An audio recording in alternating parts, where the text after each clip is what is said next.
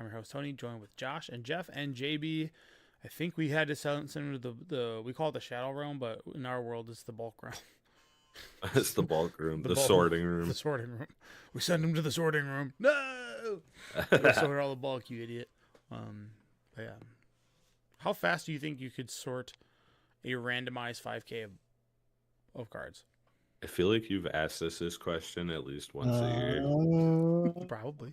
Like 2 hours. Like 2 hours. You think from 2 hours? That's really fast for a 5K. I guess how do you sort Are we talking about sorting just strictly by color, set? Like, I mean, how would you sort it? Alphabetical order by alphabetical order would be 5K would take a little bit longer than 2 hours just because it's kind of taxing. Because I think color I could do pretty fast, but yeah by alphabetical order would take a long time. Yeah, if you just did it by color, probably an hour. 5K, I feel like I could do it faster than that. Nah, fatigue sets in pretty quick. That's fair. And I'm getting old. My hands cramp pretty fast. But like, the pixel art is only available in Surge Foil. Oh, those pixel arts are super wanted. Those things are cool. Can't argue about that. But like that's what I was like. I'll just get the non-foil or whatever. No, you could only get it in Surge Foil. That being said, Josh, did you play Mr. Negative and ruin people's day again? I thought I did, right? I thought I made a comment. Yeah, I did play Mr. Negative. I went to go play again. I went to go play my Elementals upgraded precon, and they all didn't want to play that. They wanted to play their level 3 deck, which is like my biggest issue with the ranking system. Yeah, that level 3 is like what used to be a 7. It's like very. 3s are like the 3 in itself needs a rating system because like there can be very high level 3s, like which I think my Mr. Negative deck is. Yeah. And then there's like what Wizards thinks a 3 is. Yeah, there was a buddy of mine that talked to me about. He's like, I love the bracket system. Now we can play a tournament each and figure out what the best deck is in each tier. It's like, oh yeah, because there's obviously a range, like. Right. You know. But I definitely played in a turn 3 or tier 3 bracket. I got turn 3 Ristic Study played against me, and I still proceeded to win the game. That felt really good. That's nuts. Did you guys all agree to play around it? I said I was going to, and then on like my turn, I didn't pay it once, and that pulled me ahead. So you lied. Love it. Well, since I didn't lie. Now. I just said I'll play. I'll keep up with it until I can't or whatever. Yeah. I didn't lie. I don't think I didn't. I just said that we have to like play again. We have to like. I just emphasized that because there was like 2 newer players in the pot or whatever, and I was like, every time you play a spell, he draws a card, unless you pay the 1 or whatever. Yeah. I didn't like lie or whatever. I just emphasized that he's going to draw cards. You're like, hey, this onboard trick. Yeah. Pay it.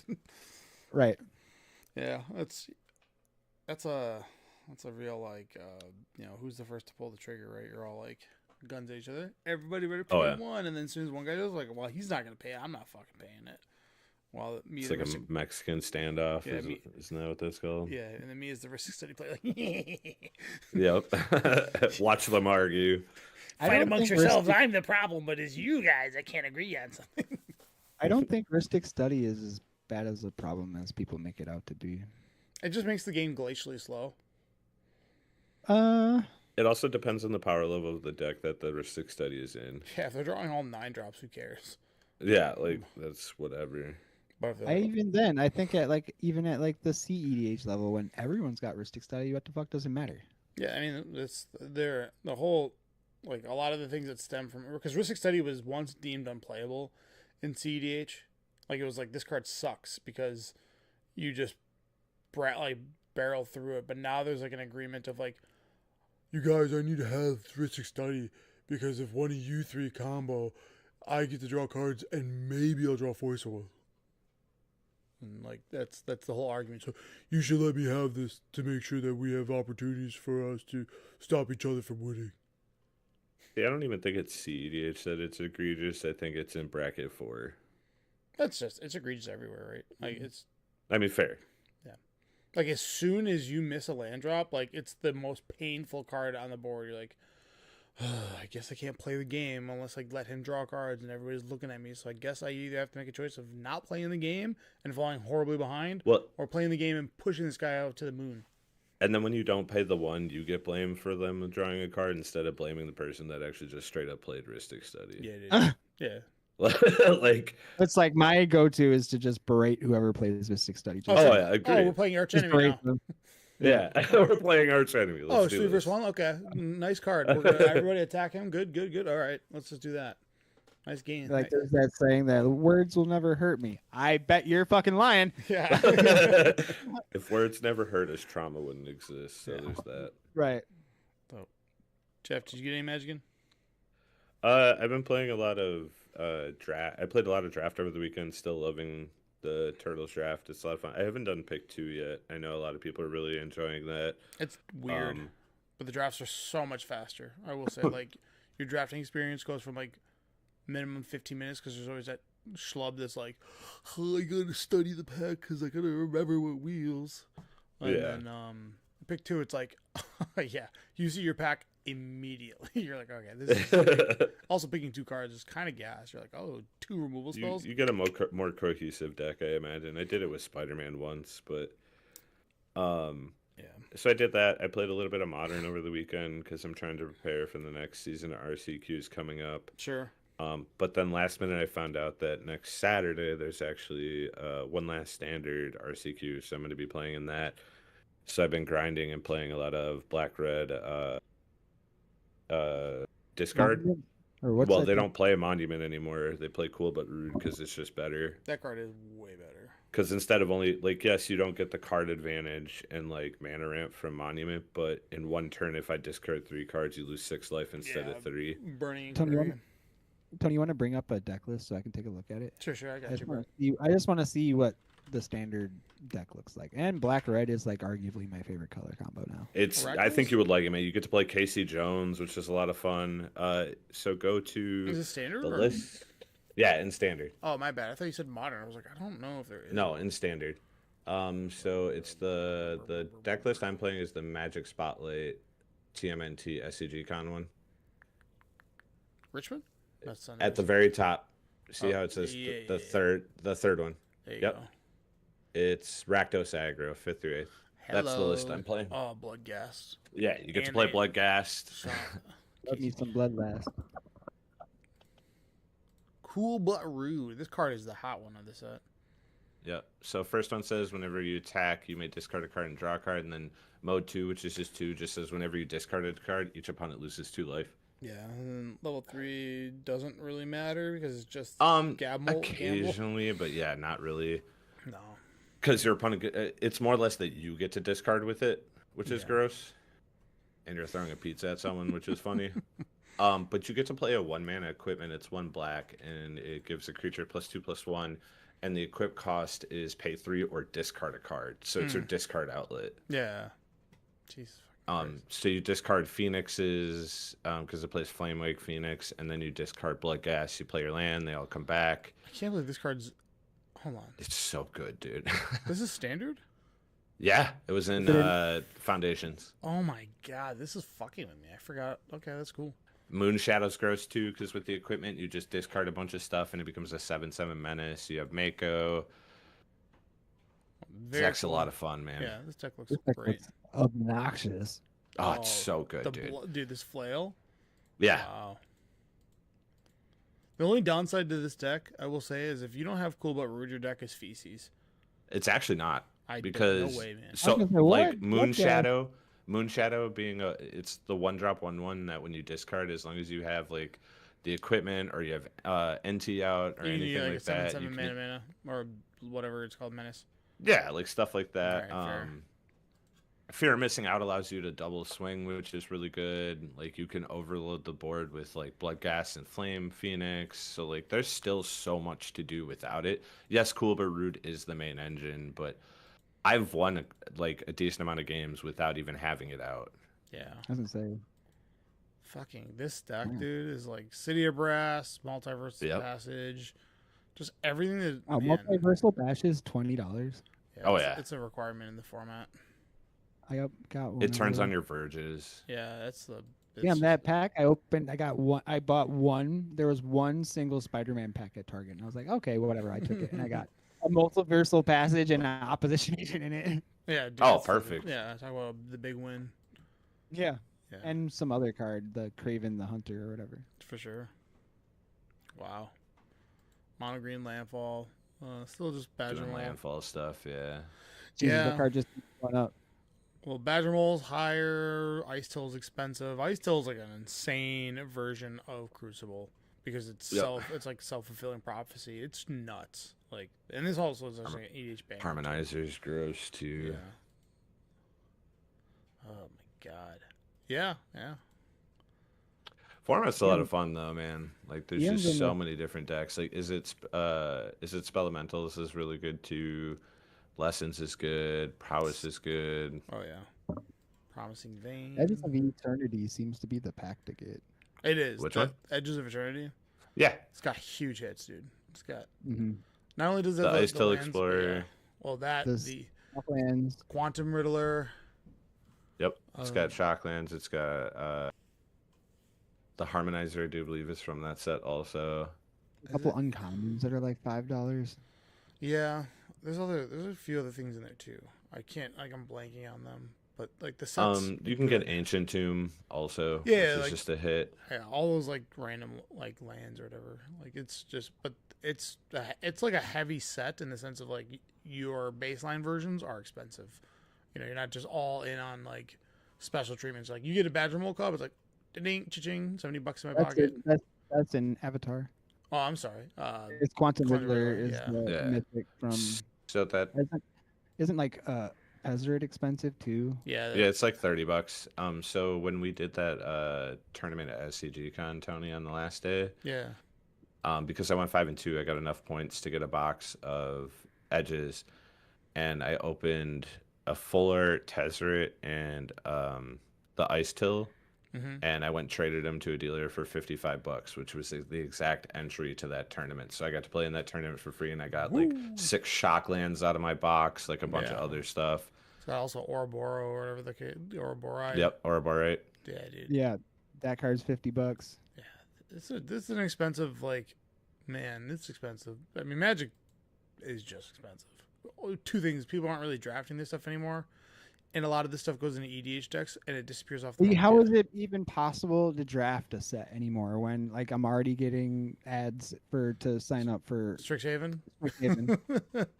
Yeah, I know. I mean, it used to be that you'd have like 2.5 months to draft this set, and now it's like you have a week. You have 4 weeks, and then we're on to Vintage Cube on the arena, and then move on. Like we just keep full steam ahead. So. I'm lucky the card shop I do go to every Friday has draft. But even then, there's only 6 weeks of it. No, agreed. 6 weeks is not a long time, but it's still enough for me to collect. Do you get to go every time? Yeah, so I don't actually get scheduled Fridays, so it kind of works out. But I'm recently picking up shifts on Friday, so I won't be going for Turtles. Hence, that's why I bought a box of Turtles, is because I knew I wasn't going to be able to go draft. Yeah. Because I'm trying to save up as much money for Vegas as I can. Yeah. Yep. Dude. Washi Tongs. Tony opened like 7 of those. I mean, what a good problem to have. I opened a bunch of them too. But I traded them right away. I think that's a modern card. It's super good at modern. It's good in standard against a landfall deck. Yeah, the card's good, dude. It's just a good card. You're going to fetch 6 times? Well, I'm going to draw 6 times and make this a 10-10. Azorius Ephemerate. Dude, Ephemerate is like $10. Yep. Yeah, that shit is crazy. Like a common. It's a common, yeah. I have like 20 of them, but also trying to get someone to buy them for that price is like impossible. Like 25 cents. No, this is the art. That's the Card Kingdom, and then what they show on Card Kingdom, if they're showing that card Ephemerate, it's the art card. It's never the right one. School card, yeah. Yeah, Card Kingdom prices are stupid. They never can figure it out. They're stupid. Yeah.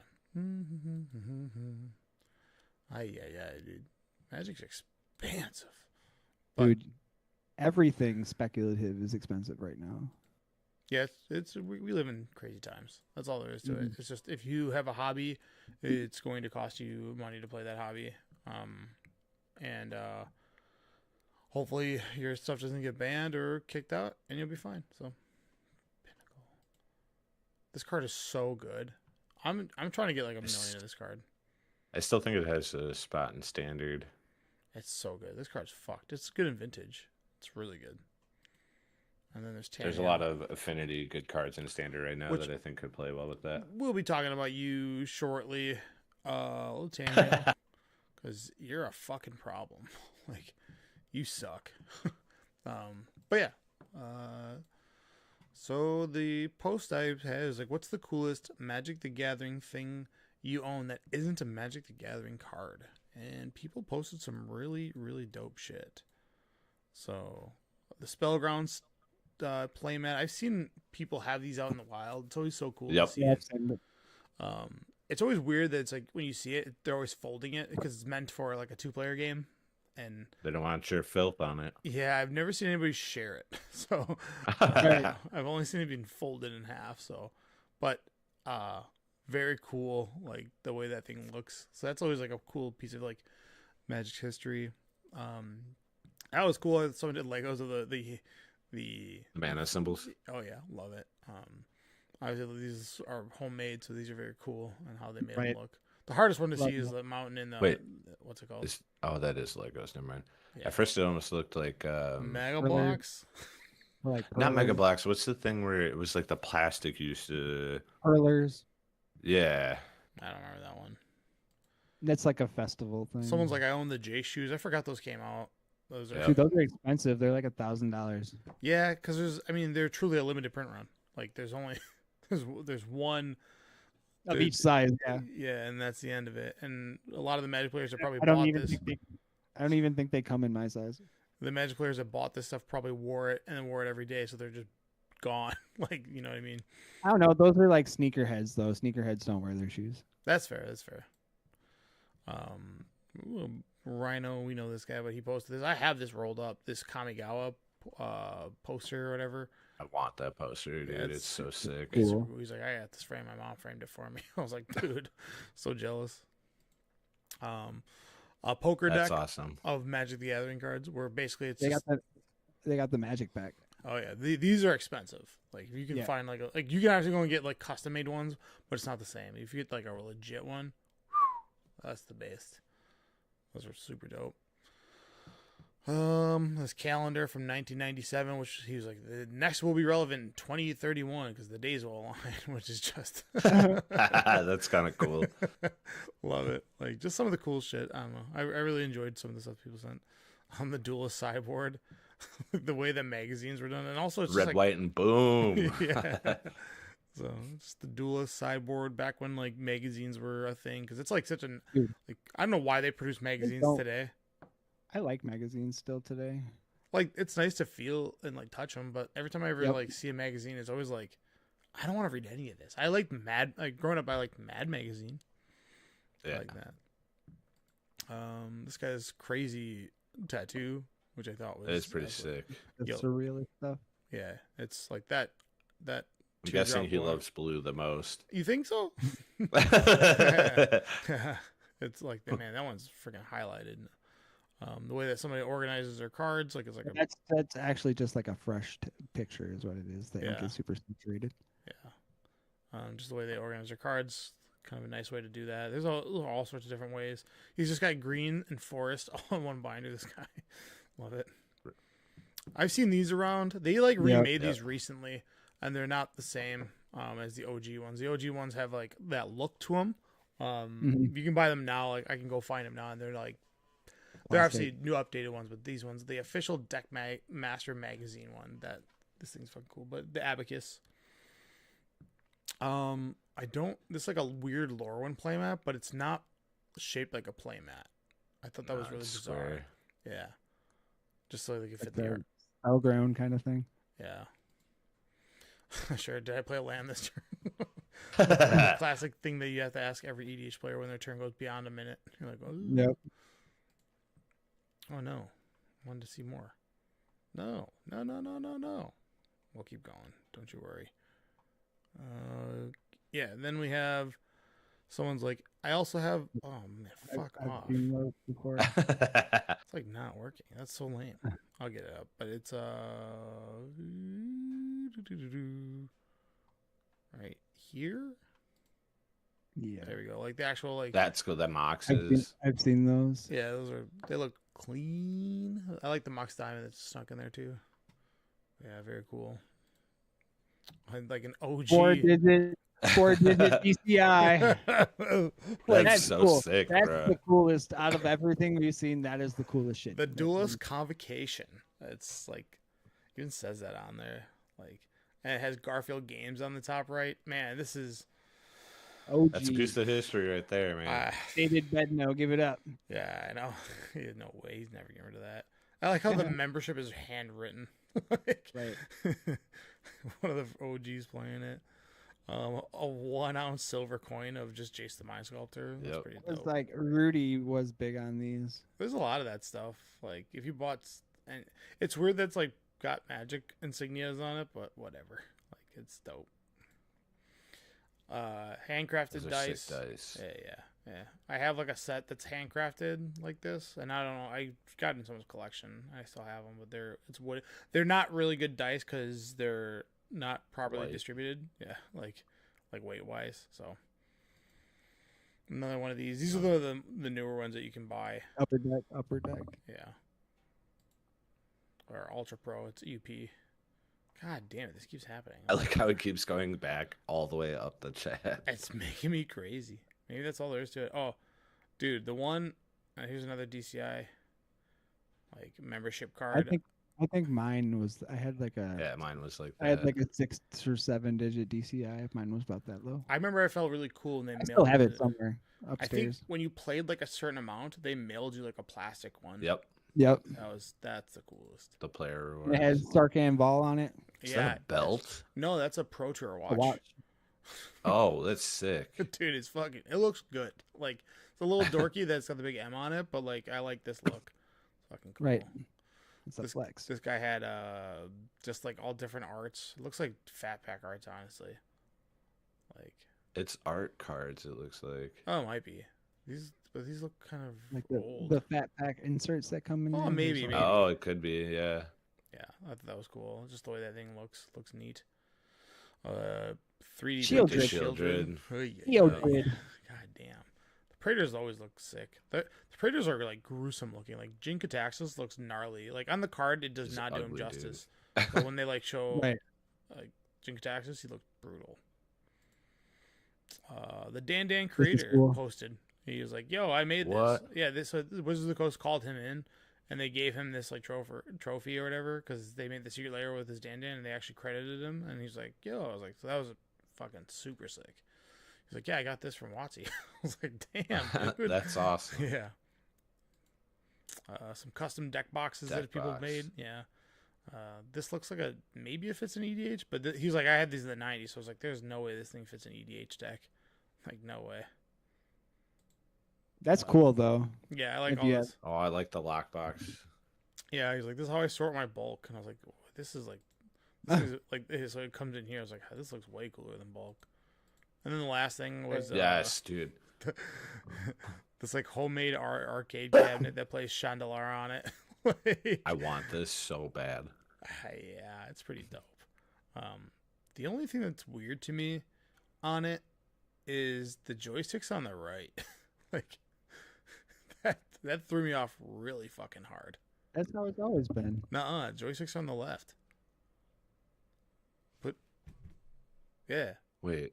Yeah, it's on the left. Now you're making me question. I No, need to it's look up what an arcade cabinet looks like. It's reversed. That's the first thing I noticed. I was like, this is reversed. You don't ever. It's your buttons are always the right hand, always. Yeah. To look at any arcade cabinet, it's not on the right.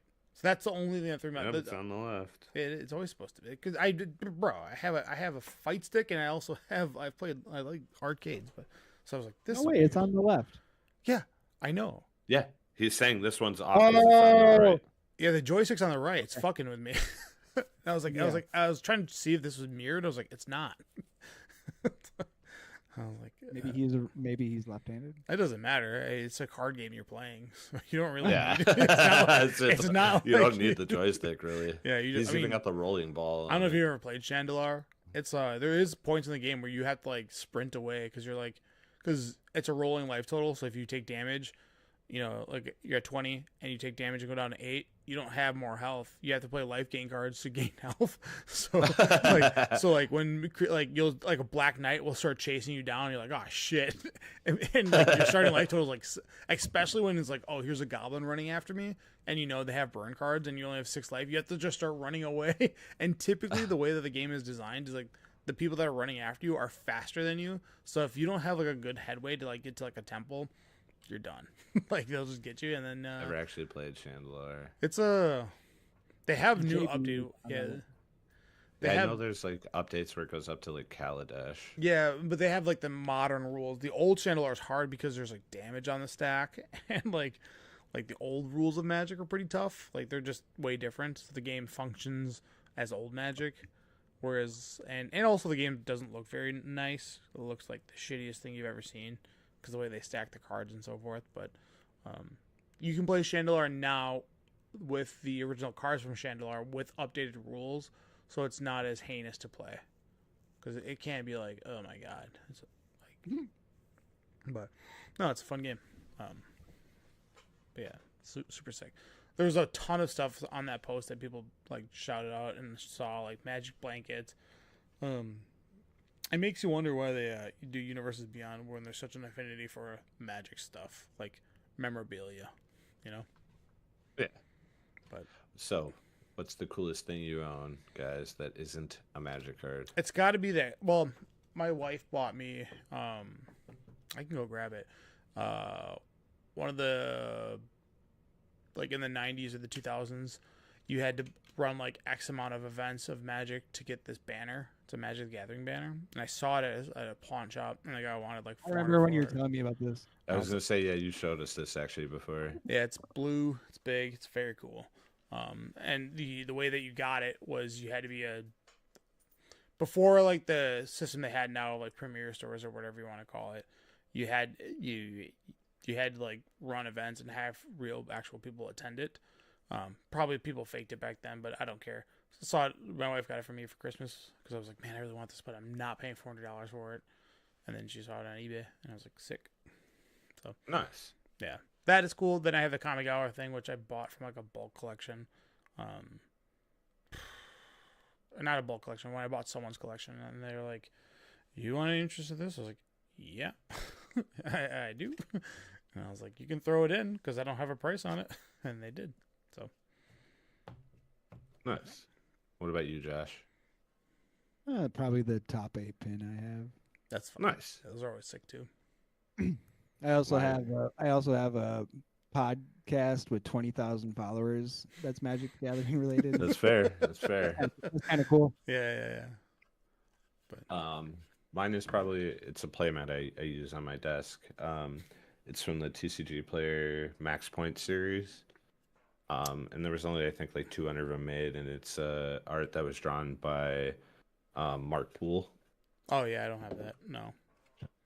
And I've had it literally when I got it. I was at a GP where it was Legacy, and Dredge was still one of like the big contenders in Legacy at the time. Sure. So it's been a long time. That was like right when Blue White with Miracles.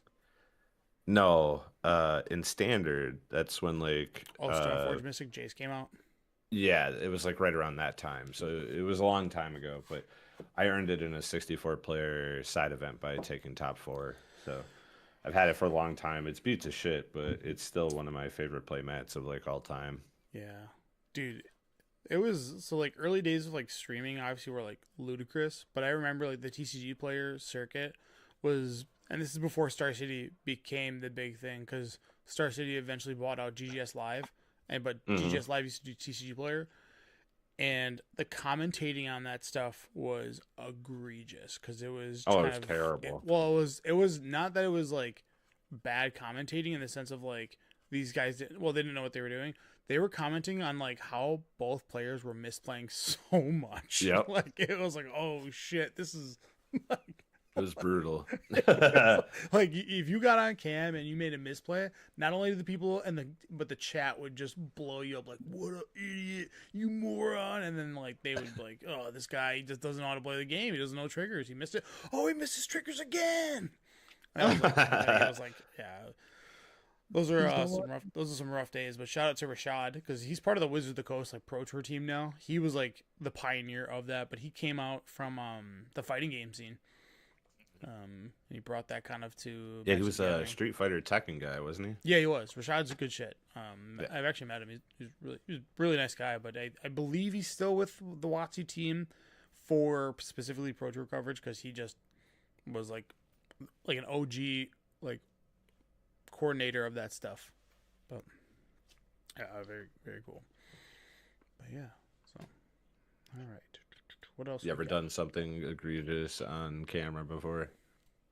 No, I've always been like very conscious of anything that I do, like even with like this podcast, but like online, it will forever be isolated in the internet. You know, and I was conscious of that at like a very young age. So like, like I bet. Right away. I've been on camera a couple times, but the one I can remember the most was that energy that I top aided. It was the round before top 8. Yeah. Sealed, and it was Kamigawa, and I had a green creature that says put a counter on a creature you control. It gains trample till end of turn if it's an enchantment creature. Oh, sure. I did not realize that it gave trample, and my opponent had a 1/1 Death Toucher, so I got this creature up to a 20/20 because I was doing it at the end of his turn every turn, and we were in this stalemate. I was like, man, how am I going to get through this? I'm not drawing a removal spell. And then I looked at the card and I read it again. And I was like, it clicked in my head. I was like, this thing has had trample every turn. So I swing and he goes, block with the 1/1. I'm like, put a counter on it. He's like, sure. I was like, it gains trample. And he was like, oh. That's fine. But I could have killed him like 7 turns before that. Sure. And like, it just did not realize it gained trample. Yeah. From the context that you said. Happy I was the backup match because I was not on camera, like being streamed. I'm sure I made mistakes before, but I don't. I mean, the worst one I ever made was I bolted a Murktide that had 3 counters on it while I was on camera, thinking that it was a 3/3 because of the 3 counters, and it was a 6/6. I was like, oh shit! I was like, oops. I just discarded a card, huh? I was like, all right, go. I bolted a 2/3. A 2/3 Goif before with no instant in the graveyard. I tried to destroy a One Ring. Remember? Yep, I remember that. Yeah, because he animated it, and you tried to fury with his card, and I tried to fury. Yeah, and he was like, "All right, cool." You're like, all right, let's keep going. Yeah. So, I had a question for you guys today. Won that game. Yeah, good. That's what he gets for having a 1 ring. The most problematic cards in all of Magic. So the context for this can be Brainstorm. Anything. Days. Well, if you want to like talk about power level problems, but like I thought about in a couple different contexts. Like one, I think cards like Thieves Auction, because when you cast like chaos that's cards. another one. Well, that one sucks because you play it and the resolution itself takes 7 minutes. Because same thing with like Scrambleverse. Yep. Well, Scrambleverse at least is randomized, so there's not like this like It what's still your decision? takes. Yeah. Like especially in Commander, you have 4 people. You're shuffling all It's these. like all the permanents. lands. It's all permanent. Yeah.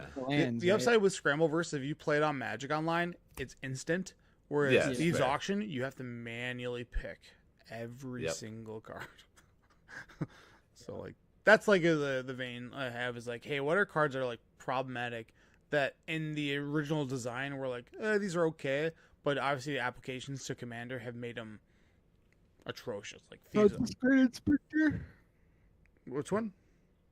Consecrated Sphincter. Oh, Sphincter, Consecrated Sphinx. Yeah, sure. Yeah, that fun. was Mirrored and Besieged. That was still one of the horrible designs for Commander. Like obviously, just like. Especially when there's 2 of them on the field, you just look at each other and go, hey, you want to just win this game together? Yeah. this It's might like just be the another- red player in me, but I've always felt like ramp was like something that really shouldn't exist. What the fuck? Yep, because what like it normally just pertains to green. Obviously, like it's one of the things that green does, but green does like everything. Well, now it does. And Yeah. like ramp is it just seems like you're cheating the point of the game of like the whole point of playing one land per turn, like using your resources based on like the what you have, like you're cheating that, you're changing the game completely. That's a crazy take. Yeah, I know. That is But it's wild. my take, I'm allowed to have it. Yeah. Like, I can see the concession of like just saying like, I don't like rapid growth because it puts a land and there's a taboo of hitting lands. But like, if someone plays That's what I mean. Well, if someone plays a that bop, that what do you kind of care? applies to that too. Yeah. Like ramp is like lands are like the taboo thing to touch in Commander specifically. Like in stand or like in 60 card it's different. Mhm. It rarely happens, but then like I mean you have the Patrimonial Cup deck. Yeah, sure. But in Commander, like because lands are like untouchable things, like ramp is just it's unfair at that point. Like, why are you allowed to do this thing and speed ahead of me, but I can't do anything to slow you down? Yeah, there's like this weird like don't hit my lands. However, like if you play a Rakdos Signet and you hit that, nobody's batting an eye at it. You know what I mean? Yep. So, I mean the downside is like Green's identity is like lost because Artifact Mana. I don't is think arguably so I anymore, think though. Artifact Mana is arguably better, like just because you get a huge velocity of it. Yeah. Like I'm okay if someone plays a Cultivate. I'm like I don't give a shit. Like doesn't bother me. But someone goes like Soul Ring Mana Vault, you're like, fuck you, you know, like okay, I guess you're gonna play. Yeah, 6 but again, drop. like you said, you're allowed to like Vandal Blast that. Mhm. You're not allowed to Armageddon. No, that's just one of the taboos. It's just weird. You can't even play Stone Rain without someone looking at you funny. Like Yeah. Ghost Quarters even like is Mhm. only acceptable because it So- replaces itself. I don't really think so anymore.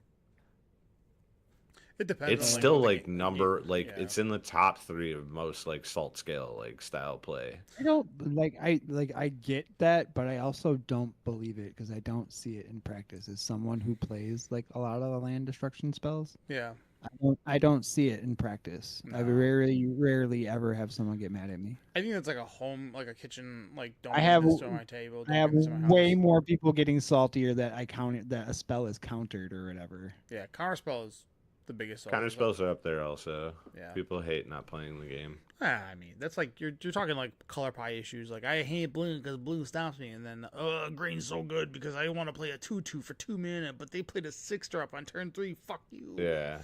Yeah.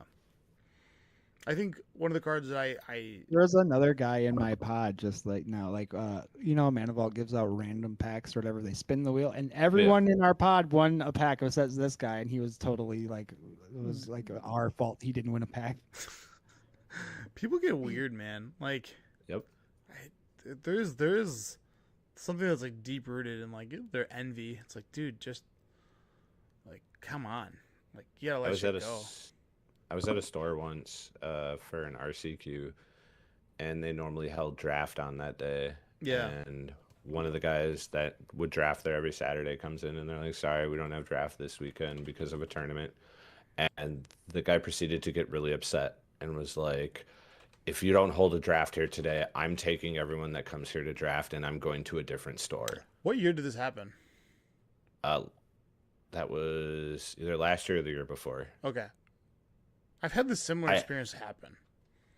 I think you might have been there for it. No, I wasn't there for it. 100% I wasn't there for it. But I'm talking about this is what I just had like a deja vu where it's like I've experienced this where somebody comes to draft and they're like, "Hey, we're hosting a different event today," and they're like, "No, you're gonna draft because you have it posted," and they're like, "We don't have the space," and they're like, "No, you're gonna do a draft. I'm taking all the draft mates with me." It's like, what the fuck? Bye. Yeah, I've had this deja. We'll talk after. This might be the same Yeah. person. Probably. Yeah, because it's like who the fuck are you to tell a store you're gonna run something because I said it, Yeah. or else I'm taking my patronage elsewhere. It's like anyways, that's crazy. Yeah, yeah. Other cards I think that are horribly designed. I know Jeff, you're gonna hate this. Goblin Recruiter. That card is Oh, I blasphemy. hate that card. That card is blasphemy. I have it in my deck. I've never played it. Like I've had it. I'm like, I don't want to play it. I don't want to play it.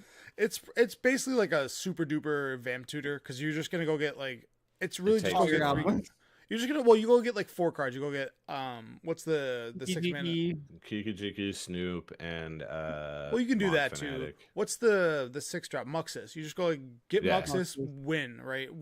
Assemble combo, right? That's what it is. But like I've played that in pre-modern cubes, and the first thing I tell people to do with like their pre-modern cube, I'm not trying to tell people to do, is like one of the most unfun experiences is watching somebody who hasn't played Goblin Recruiter play Goblin Recruiter and have to tank for 4 minutes on how to stack their deck. I'm like, this sucks. Like this is not, because usually in Commander, at least it's like I have my infinite combo, I'm gonna win. In pre-modern, you're just like, how do I stack my value? It's like, dude, just get your what's the Goblin Recruiter? What's the 4 mana one? A Ringleader. It's like, get your goddamn Ringleader and draw 4 cards. Like, be done with it. But it's never that simple. And I'm always like, and also the downside of Goblin Recruiter is, especially in like a cube 40 card deck style, it's like it literally creates the same exact game pattern every single game. It's like, get Goblin Matron, get Recruiter, play Recruiter, stack your deck. It's like there's no variance, so the games play out 99% the same way, whoever has the Goblin Recruiter. So I was like, I'm not here to tell you what to do, but it's like an unfun experience for both the person playing against it, because there's no hope. You're just like, you stacked your deck, I can't beat you. You know. This is how I feel about tutors in general most of the time. Yeah. Like, yes, there are moments where you cast a tutor and you know exactly what you're getting, but like there's times you cast a tutor because you're like, I just want to do something, like my hand is bad, or I need like to like progress my board. So you spend like 5-10 minutes looking through your deck trying like, oh, this card would be good, or this card would be good. Yeah. And it's to the point where like even in my black-white deck, like I'm going to take it out. I have a vamp tutor in there, and I even hate having that in there because like I hate searching through my deck. I hate looking through 80 cards trying to figure out what to play. I'm gonna give you the great the Magic the Gathering motto. With great power comes great responsibility. I agree. It's I'm Magic. not denying that. I just like tutors just take too long. Yeah, it's like I said. It also goes against like the whole premise of what the game is supposed to be. Sure, those are problematic in the wrong player's hands for sure. You're just like, bro, you ever have a guy that's like, you ever play with Chris Callahan? Yes. I'm gonna search, take your turn, and then they wait for you to grab. You're like, oh wait, you played you played this Titan. I'm gonna grab something else. It's like, hey, asshole. He's got like his hand in his deck with the cards he picked out, and then he's like, actually, you know what? I'm gonna pick this one after he's like already made game actions. I'm like, oh my god, dude, stop. Yeah, that's like more problematic on the person. But yes, tutors, I feel, have ruined the spirit of Commander. But you know. Also, I don't really like tutors. I also will include like fetch lands in that. Fetch lands are problematic. I don't care about fetch lands. Like, well, they make the game glacially slow because your first turn just takes forever.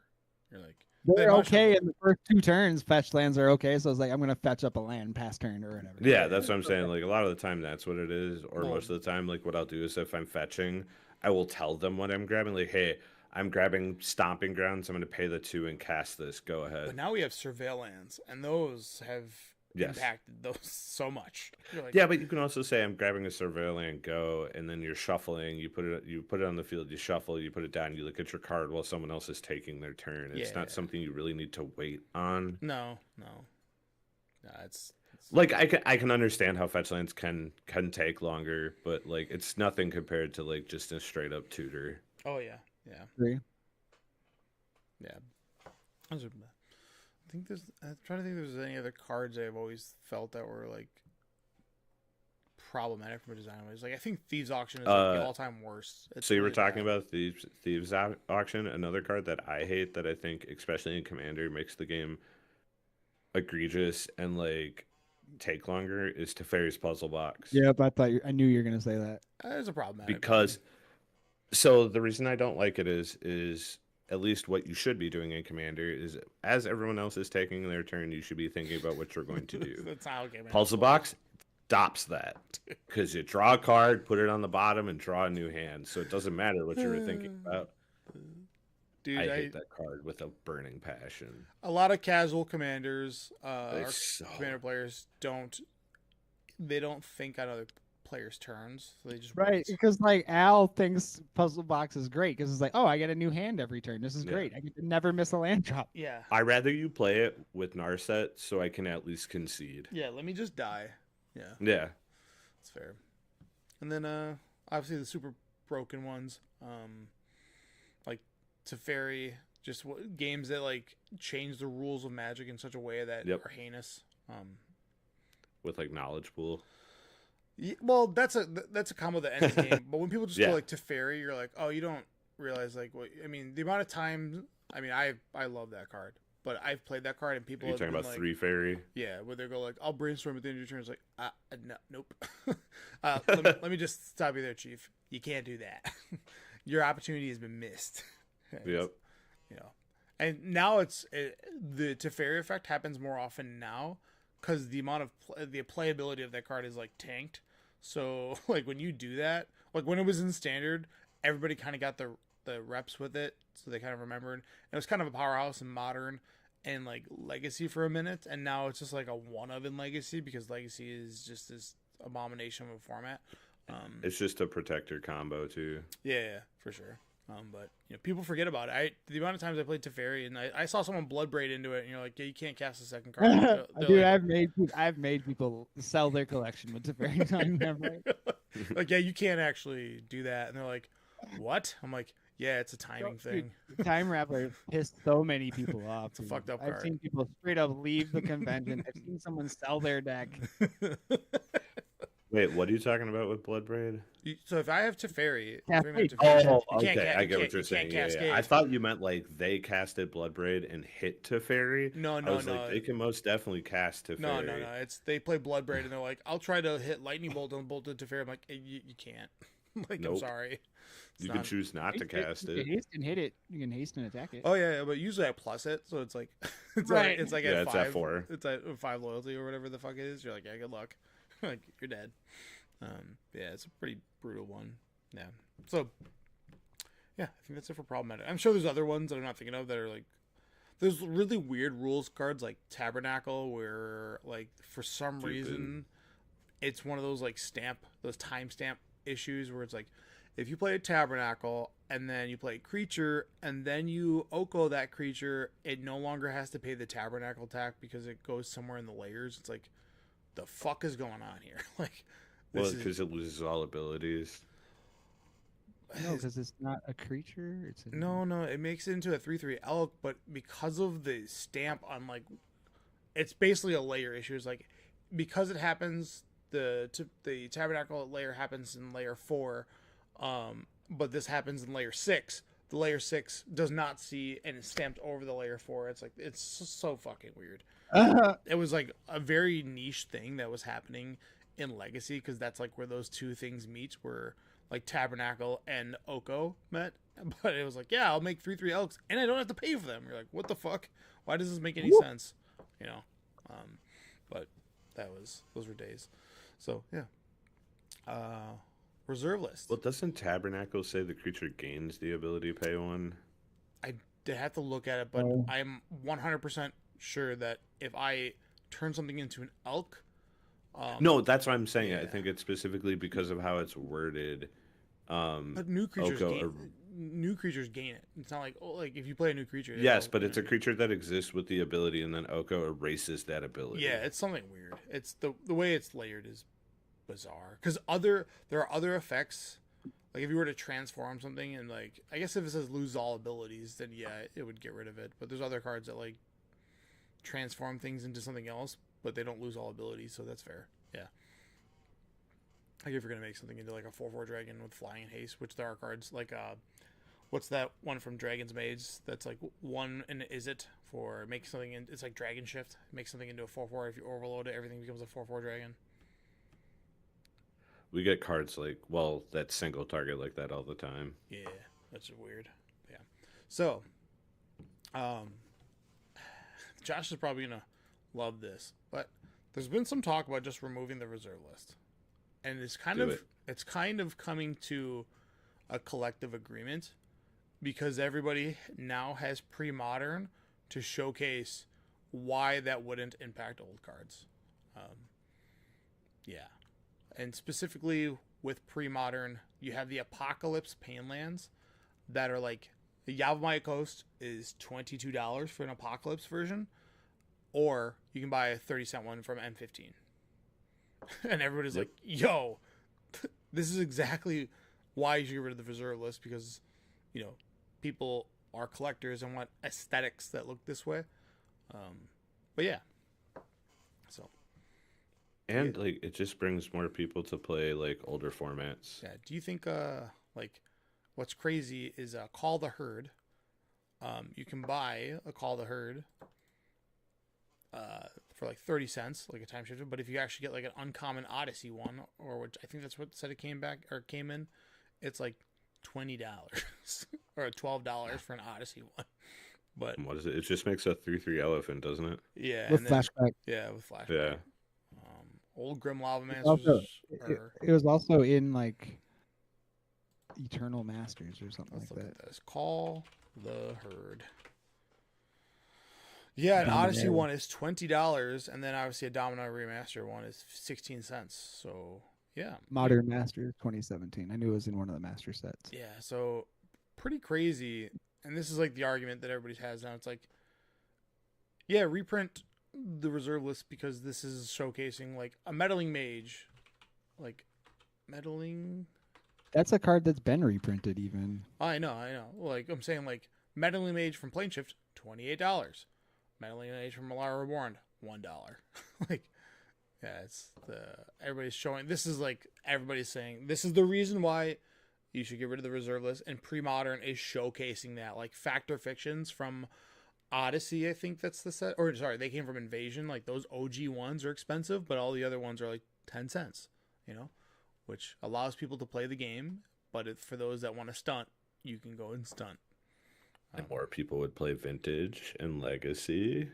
Well, sure. I'm totally okay with this because I feel like gotten out of all of my reserve list stuff except for a single Wheel of Fortune. I mean, even then, I think it's like fine, right? Because the flaxes have it, yeah. Right, and like it's not like they're gonna rush to print Wheel of Fortunes. No. But yeah, it's and Wheel of Fortune, luckily, is not legal in pre-modern. But like, I don't know if you've seen Mox Diamond's prices. Yep. $1,000. Dumb. Boom, boom, boom, boom, boom. It's $1,000. Yeah, this is Looney Tunes. They reprinted that card. I thought that was the first time. The Mox Diamond is the reason why they can reprint the reserve list, and there's no other. Didn't they do it with Berserk? Wasn't that technically on reserve list also? No, that one's not on the reserve list. Thought it was. No, it's been reprinted on Conspiracy. Okay. I don't think it was because the reserve list wasn't even. Hang on. Or no, sorry, that was a part of the band from the vault. It was uncommon in the set. Yeah. Was it? What was it in Alpha Beta? Was it uncommon or was it? I don't remember, but let me click on it. It's uncommon, yeah. Yeah. So yeah, the reserve list only applied to rares. Yeah. That's fucking. So yeah, it was not on the reserve list. Yeah. No, I got it mixed up. I thought it was in the same one as the Mox Diamond, but it was in from the vaults. That was the band from the vaults. It was all cards that were banned in the format. Yeah, because it was like this Goblin Lackey, stuff like that. Something tells me to just keep the reserve list because proxies are such a thing. But if you remove the reserve list, does the world go, okay, no more proxies? No. No, I think they still allow it. But I think you run into less proxies. What's the threshold for a proxy then? Is it only allowed in Commander? Are people proxying Badger Mole Cubs? In Commander, yeah. Sure, yeah. Then yes, you will still have proxies. Okay, fine, that's fair. All right, that's a good argument. I was like, all right, I didn't think about that because it's like the danger is like. If you remove the reserve list, because right now it's like nobody's angry that you proxied, an Underground Sea. Underground Sea, yeah. Nobody gets Tabernacle. Hang on, I get mad if you. There are cards that I get mad that you proxy, which are Tabernacle, Guy's Cradle, Gaia's Cradle. What's the other? The Candelabra of Tawnos. Yeah. Those like 500 just like pure combo piece cards or whatever. You don't need to proxy that. Play something else. Why? What if that's what I want to play? Shouldn't I be able to play what I Well, want to play? then I'll go play in a different pod. You can play with Exactly. That's fair. That's fair. That's the point. But like when people are proxying like dual lands, it's like I don't care. Like you don't like you shouldn't have to spend $800 on a UC. Right. I personally do not proxy. I just play with whatever I have, but Yes, I we do. don't care what you proxy. I really Like, don't. if you want play what you want to play, because that's the point of Commander. That's how I look at it. Right. But if we get rid of the reserve list, But like I don't really care. But I'll make fun of you proxying a Candelabra of Tawnos or whatever. that's fair. Yeah. Also having like a real one of those like not fun to carry around because No, once like I would not want to carry that around. like legacy decks like I'm so ingrained. Like I think my dual lands are $100, like in my like the way I think of them, but they're not. They're way more. And it's like, oh yeah, that would really hurt if someone swiped my legacy deck and all of a sudden like, oh, I'm out 3 drops, 200 ground season to buy you. I'm like, that would You're out like $4,000. yeah. And then also like I do have old fetches too, so I'm like, yeah, that's gonna hurt really bad. Because in my head it's like, oh, this deck's only $1,000. It still sucks if someone swiped it, but it's like, no, it's actually closer to $4,000. You're like, oh, this. I like lost my like Fallout deck, and that's like less than $400, and it still hurts, and I can't find it. Yeah, that hurts. It doesn't feel good to like. You talking about your Kaiser deck? I thought you took that apart a while ago. No, that was the one deck I kept together, Oh. Yeah, and it's got the Japanese demonic tutor in it. It's got all the surveil lands. It's got the Spanish farewell. yeah. So with the reserve list going away, it's like, what? Well, it's not, but it should. Well, yeah. If it were like, I think if enough people push, because there was like a good divide of like. There is one thing that we have seen throughout the community is that if the community pushes hard enough, they will cave. Yeah, it's like, hey, like, print this. The only issue I see is I think that's what they were trying to do with Magic 30. Granted, the price was ridiculous, which didn't help. They fucked around with that. That was I think cash that grab. had way more backlash than it should have. If it was regional, if it was a fifth of the price, if it was $200 Yeah. packs, they would have sold out. Well, they were $200 packs. Yeah, there were two. No, hang $250 on. Oh yeah. If yeah. it was like $200 boxes, Oh sure. Yes. Yeah, they would have been like hot instead of cakes. 1,000. Yeah, 1,000 was what a fucking. it was like Yeah. $50 a ridiculous. pack instead. If it was $400 or $200 for 4 packs, it would Yeah. have sold Yes, out. agree. instantly. I think the price was a big part of it, but like there were so many like posts too of people just like they're breaking the it's like no, they're not. These Yeah. are just really expensive proxies. Yeah, they were. That was That's all it is. Well, when, Technically, they are breaking the reserve list because the reserve list included all aspects of reprinting it. Yeah. Regardless, like When- included like gold border and stuff. when they did that, the whole like the community as a collective was like, "Fuck this product." And number 2, proxies are allowed. Like after that day, like Yeah. every store kind of caved. They're like, "We're doing proxies. Like we're not." Also, haven't they broke the reserve list with judge foils? Yeah, they said they would stop doing that. So Yeah, there was, they broke 'Cause the there's reserve list. Wheel, a Gaia's bunch of Cradle. times. Gaia's Cradle, Wheel of Fortune, yeah, they did it, and there was Phyrexian Dreadnought. yeah, there was like a loophole on it. I forget. They were like, well, because we're not It mass was, printing. there was they could reprint the cards in foil, but then they got rid of that, and then they bid the Mox Diamond, which is in a supplemental product, oh right. and then that was like another big no-no with the loophole, and they closed that up.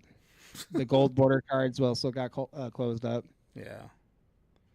It sucks because if you weren't in the United States, you can't get power. You know, there's no foreign power. That's maybe the way they do it. They go, hey, we're doing Japanese Strixhaven archives, mystical archives, and you can get power. That'd be wild, bro. Japanese boxes would be like thousands of dollars. They have foreign black border duels. Yeah. FPBs. Yeah. And those are like the There's no power, right? there's no power, so that shit's crazy. Yeah. So I had a question. What if they did and I said ... money edition? What if Wizards did what? What would make Wizards the most amount of money? Secret lair. of power. Dual land, Oh. secret layer dual lands. Dude, the world would lose their shit, especially because everybody would be trying to get in line for that, and that's like a Dude, the scalpers would be insane. Oh yeah, it'd be over. But yeah, I think if I had to make, are you asking like what would get them the most money if they did a like whatever product? Yeah. I think compete with Final Fantasy. No, I mean I think I know what it is. It's what if they did I'm gonna say Pokemon, but they did the 10 original dual lands, and each one of the dual lands, like a Tundra has Squirrel on it, and an Underground Sea has even better. It has Gengar. like something to do with like a badge. Sure, yeah, Pokemon, but dual lands. Undoubtedly, it would make a shit ton of money, but it will never happen. No, I know, but it would be the most money ever. See, I think what beats that is you sell a box that contains one of each card on the reserve list. I think it would sell out. Isn't that just collector's edition? Yeah, Square Corners. But like legal cards, I mean, not like these quote unquote like different backs can't be played. Like it would be a like legitimate printing. Where you got like one of each duel, one of each power. Like a toolbox, but it's the reserve list. That's just secret layer. That's just secret layer reserve list. Yeah. How much would they charge for it? $1,000. Yeah, it'd have to be more than that. I mean, yes, the value is one of every card. It's like 100 cards or whatever, right? Yeah. 176 cards. It's like 50 cents a card. Or well, they sell the decks, like the commander deck that's 100 cards. That's $99 usually. You know. Yeah. So I mean, it's to them it's just cardboard. It doesn't mean anything. Yeah, but if that were the case, they wouldn't have charged $1,000 for 30th anniversary if it was just cardboard. Yeah, fair enough. There was some. I think there was some. There was some push from somewhere else. I think they would charge anywhere from like $2,000 to $3,000 for it. If it were to actually happen, if they were like tomorrow to get rid of the reserve list, I'm not saying that is a fair price or that's what it should be. I'm saying that's what I think they would charge. Yeah. I bet maybe we might hear something in Vegas. We hear something about something. But I do think it would still sell out. Yeah. Or they remove cards off the reserve list and just break it down to like. I still don't understand what dual lands are on there. Because they're rare. Yeah, I was gonna say break it down to like, here's power and like a few Arabian Night cards and like done. Like, you know, like keep power on there. It's only like there's one card from power that is allowed in Commander. The rest is just in Vintage. Yeah. Like, what Arabian Nights cards are there that wouldn't have to be on there? It's like what is that? Shahrazad or whatever. The one Bazaar game. Shahrazad. Drop of Honey. Drop of Honey isn't even that bad. It's like there's a white version. It's the same card. So like you don't need it. It's just the flex. Like that's usually what those when they've done like color shifted cards. Like, hey, wait a minute. Like, yeah, no. The reserve list. Time Vault. I never thought I would say that. Like, I'm at the point where it's like, all right, pre-modern has showed me that the reserve list is fine. Like as far as abolishing it, like. I said that too, even because I brought up the whole. I remember when we had this. We were talking about Shivan Dragon. Yeah. Shivan Dragon, yeah. I specifically. I agreed. Just get rid of it, dude. There's no point. Yeah, I wonder when they're gonna do. You're just gatekeeping to gatekeep. I mean, they're not. Maybe but they are. Yeah, and I don't know what the lawsuit that shout out to Dan Bach that he would put together. The reserve. Well, like Wizards always says that second market doesn't influence them, but isn't the reserve list a prime example that it does? Well, yes. Actually, you're right. It's the reserve. The intention of the reserve list was to prevent the game from crashing out. They made because a promise. Of what was that Portal, reprint or whatever? No, it was Chronicles. Yeah, Chronicles.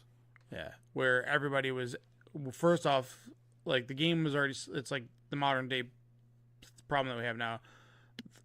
Packs were scarce and cards were hard to come by, and stores couldn't keep stock. So what Wizards wanted to do to kind of fuel the market instead of being like, whatever, they're like, hey, we're gonna put all these hot cards in Chronicles. And what ended up happening was everybody's $10, $15 cards went down to pennies, and then stores couldn't get rid of Chronicles to save their life because nobody wanted it. So like the game was the whole story behind it was like the game was like everybody was doing like a mass quit. They're like, hey, I spent at the time in the 90s $400 on my collection, and you literally put the entire collection in one single box for a pack, and every store has these packs for $1 because they can't get them off the shelves. So now my collection is ruined. So that hurt people pretty bad. So the response to that was, we're gonna make a promissory note that these subset of cards will be reserve lists. We swear we won't reprint these cards, so you guys can keep your valuable cards. And then they kept extending it all the way through. Is it Legacy, or is it Legacy that has reserve list cards? I think so. Yeah. They extended it all the way to versus Legacy. It was like Type 1 back then. Yeah, and then they were like, okay, well, we're no longer going to put any more things on the reserve list because at the time. Dude, the craziest thing about the whole thing is I remember I bought Mox Diamonds for like $20, and then the year later they were $50, and I thought I was hot shit. I was like, I sold these for $50. I'm fucking rich. Set for $40. Yeah. I bought my play set of Lion's Eye Diamonds for Legacy for $35 a piece and sold them when they hit 125. Yeah, it's just nuts. They are now what, like $600-$700. Oh yeah. There ain't nothing cheap on nothing. But yeah. The reserve list is that stupid. could just be reprinted for. I wonder. Yeah, I mean, yeah, it's like one of those, like, if they ever have like a detrimental year, which I can't see them having because it seems like sets are selling pretty well, but we'll see. I hope Strixhaven's a banger. It feels like it's going to be, even though it wasn't that long ago. Strixhaven was 2018. Yeah. I'd just like to say I did not like the original Strixhaven. I only liked the archives. I thought the actual set was underwhelming. That's fair. Maybe it was 2021. I don't remember. It was right after COVID. Yeah, so that had to be 2021. Was it before or after Ikoria? That's how I remember COVID. Yeah, I remember COVID by the Oko. Like when was Oko printed? Because the COVID happened shortly after. That was before COVID. Yeah, Oko was, yeah. And then that was like because I was on the circuit. I was like 19th in this. Strixhaven. No, that's Secrets of Strixhaven. I asked when did original Strixhaven 2021. It has to be because it was. I remember the original Strixhaven was released in 2021. Yeah. Yeah. Okay. So it's only 5 years ago, and they're going back to that plane. But whatever. I don't care. I think the Mystical Archive is that's standard. We got the one I wanted. That's all I care. The two I ever wanted since I've started playing were Kamigawa, which we got way back, and then we finally got Lorwyn. Yeah, I'm still holding out. We'll see. Maybe Alara will come. All right. Alara would be cool too. I will admit that would be a fun set plane to go back to. They got awesome legendaries that they could rework and make them commander playable. Like you do teenager of Alara, it needs to be just a child of Alara.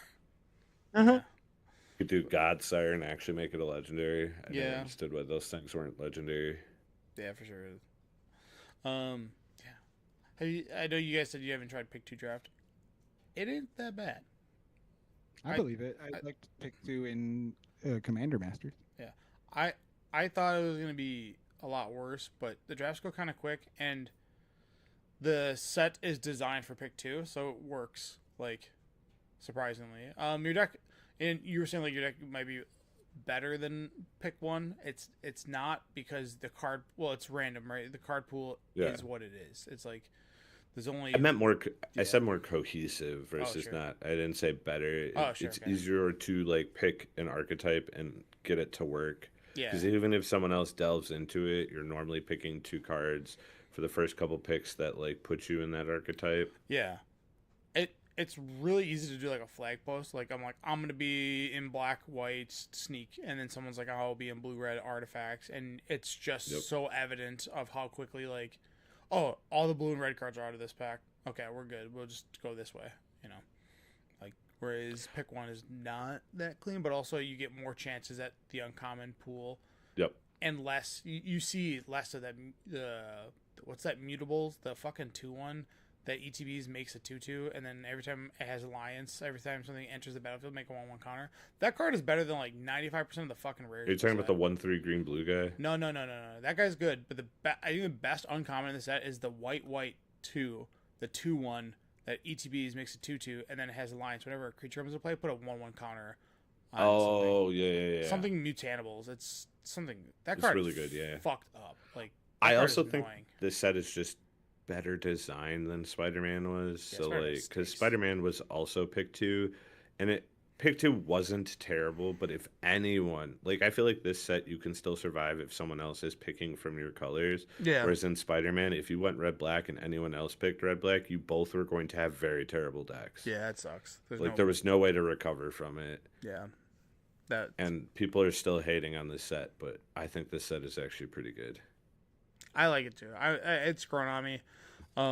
It feels like a Magic set. You put the pizzas aside, like, which I know they're on a bunch of cards, and it's just mutated monsters. It feels like playing Ikoria. Yeah, the cards like actually balance pretty well too. There's a lot of removal, and the removal you see more often because the card density is a smaller set. So like you're gonna see more Doomblades. So like it's not uncommon to see someone have 4 of the destroy target tap creature. It's like, damn, this is your third that card's so good. The white 5-mana one. Yeah, you're like, this is the 3rd time you've cast this game. Like, you motherfucker. I did that at pre-release. I had 3 in my pool. Yeah. But at the same time, that stupid uncommon is more likely to be seen. And that card is like, that is the one, that's the invisible stalker of the set where like this, like invisible stalker butcher's cleaver, like this fucking sucks. Yep. Like this is not fun. It kind of ruins the draft experience because like you kill the first one, like, okay, I'm good. I'm on easy street. And then they play the second one. You're like, I can't fucking win because all your cards are way out of range now. Like I just can't keep up with you. And I like at this point, I'm taking over like basically a lot of rares. Like I'm like, I'll just take this because I know this is going to win me games. Whereas the rare is like, this is neat. And like, yeah, sure, it's Donnie and Leo together, but it's not as good as this card. Well, the best one of those two is I think it's black, blue, or maybe it's blue, white, but it's the one where you blink a creature and an artifact. Yeah, that's the best one. Yeah, that one's crazy. That one's super good. All right. And then the last thing I'll bring up, Legacy's getting pretty tired of Tamiyo. And my only response to that is it's not Tamiyo. It's the format. No, it's fucking like they're like I'm so sick of seeing the same game pattern play out every single time. It's like, bro, you've been playing Brainstorm, Forceful, and Days for the last 30 fucking years. Shut the fuck up. Like, don't tell me about your stupid experience. Okay, you're just angry that you can't deal with that. Your Swords to Plowshare is just kind of mids. You know, that's all. But no, this card is just it's the one thing I'll say about this card is what sucks is if your opponent across from you has a UC, a volcanic island, or a tundra, or a tropical island, they probably have Tamiyo, which is true of also which is true of also Brainstorm, Force of Will, and Days. So I don't want to hear it. Like, yeah, that format sounds awful. Yeah, it's in a bad spot. They got rid of Ragavan only lasted like 80 days before it got banned because people were like, this is bullshit. And like Tamiyo's lasted way longer, and I know it's got a secret layer promo or a secret layer like thing, so maybe, but it's also like totally fine in modern. So does Ragavan. Yeah. Like, but this can just get out of Legacy because I did play Legacy recently, like on Magic Online. This is unpleasant. Like I was playing it, and then all my blue matchups just became down to this. And I think the biggest problem is, even if you have the removal for it, and if I play a second one, you're back to square one. And I'm gonna just say this: 1 mana, turn 1 planeswalkers cannot exist. They're too good. Like Deathrite Shaman was the first time that we saw that, and it was absurd. And Tamiyo is that, and then some. They're too absurd, too fast. Yeah. And Tamiyo has that one extra buffer too, where it's like, I have Forceful and Days backup to protect it, and then if you let me untap, I now added Brainstorm to the arsenal of being able to counter your removal. It's like, this is kind of the worst. So, Yeah, because if they use creature removal, you just play brainstorm and it flips. Flip. Yeah. Got him. Yeah. And you just get back your stuff out of the yard. Yeah, and it's crazy because you think the flip side doesn't do that much, but it totally just makes the game purely about it. It's like, which is kind of what happened with, like, I know you guys probably played during Deathrite too, but Deathrite when it was in Legacy, it was like the mirror matches. You just like go, you play Deathrite, I play Deathrite, and we're both staring at each other like, you tap it first, like you better tap it because I'm gonna counter your Deathrite with my Deathrite, and like those games were heinous. Like those games stunk. So yeah, but Legacy players now Deathrite sucks. Yeah, Legacy players, stop complaining. All the people that are complaining about this shit have been casting those same beat the shit out of Mercadian Mask fucking brainstorms. Like, I don't want to hear about your like the diversity of the format. It's like, dude, you just want to play Force Will. Same shit they were saying about Arkham's Astrolabe. Yeah, well, yeah, that same thing. Yeah, Arkham's Astrolabe, just like, it's fucking blue soup. I don't like that when I play against someone that's got 5-color soup with Oko. They played a snowland and they have access to carpet flowers and red elemental blast. It's like, dude, just shut up. Like, Legacy is the same. It's been the same since fucking Delver. It hasn't changed. Agree. Yeah. This is what grinds your gears. I'm so tired of like them complaining about it. Like, hey, if you have a problem with the format, attack the problem, which is your fucking days or your.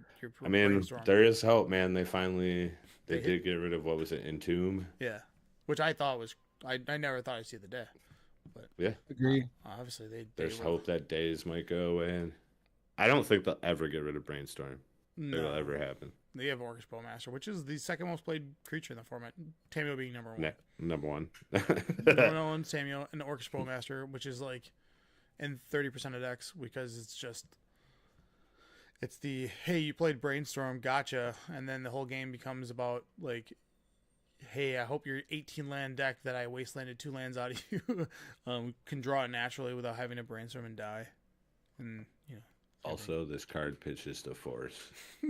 Yeah. So your extra ones are just fodder. Oh yeah, dude. I mean, the card is obscene. It's just the fact that I missed the last ban window is egregious. Wild. It's egregious. Let's put it that way. It's like, hey, you guys have the fucking data too. Like, you can see that it's like the most played creature by a lot, and it's an 0-2, which is just crazy. It's an 0-3, isn't it? Sorry, 0-3 that flies. Yeah. Because why it needed flying, who knows? And come on, it makes clue tokens. Oh yeah, that's very cute. All right, well, I think that's it for a cast. I think I had nothing else to say other than 1-mana planeswalkers are obscene. Specifically, turn 1-mana planeswalkers, because Kithion is kind of the same thing, but that's not. Nobody's making. He was pretty egregious in his time for a while too. But nobody's making a turn 1 Gideon. Well, I mean, isn't a Johnny a 1-drop? Or is he 2? He's 2, but he's also egregious too. He's crazy. They need to chill out with these. Like, we all thought Sorin was gonna be the best one, and boy, oh boy, fucking. I mean, I said a Johnny, but yeah, you're probably right. I don't remember I don't even remember what are the other. There's 5 of them. There's Sorin. Ral Zarek was the hot one off the top. He was good too. So there was Ral, Tamio, a Johnny. The green one was the land guy. That's the one I'm missing. Or begins with a V. Not Vivian. He's an insect. No. Oh, Grist. That's it. I don't even remember what his effect was. He was. Yeah, I forgot. You could pay a single green mana to bring him back out of your graveyard or something like that. Yeah, let's see this piece of shit. Grist, Voracious Larva. I'm not reading all that. Yeah, he was bad. Yeah, what does he even turn into? Dude, this card's bad or gross. This card's good. It looks cool. Grist is definitely like an awesome idea where it's just like this insect that collects insects. But yeah, very cool. Hive mind, my friend. Hive mind. Is that what they call them? Yep. Like when their minds are all connected. Yeah. Okay. I opened that one, the textured foil grist. Of course, I opened that one and not. That's not what this does at all. I mean, kind of. You're all connected. Ooh, this hive mind's dope. I really like. Oh, that hurts to look at. I like it. Hive mind. I've seen those in person, and they're not as cool as they are on the computer screen. All right, fair enough. Josh, get us out of here. Hot take. I refuse to change the clock on the stove. That is now the kitchen time zone, and is Wednesday, my dude. Just living yeah, it's great. I sorry, I don't have OCD, but I can't handle that. I need things to be accurate. Same. Mm-hmm. Especially now because we are a microwaveless family. We don't do microwaves. Same. Either. Not by choice, but same.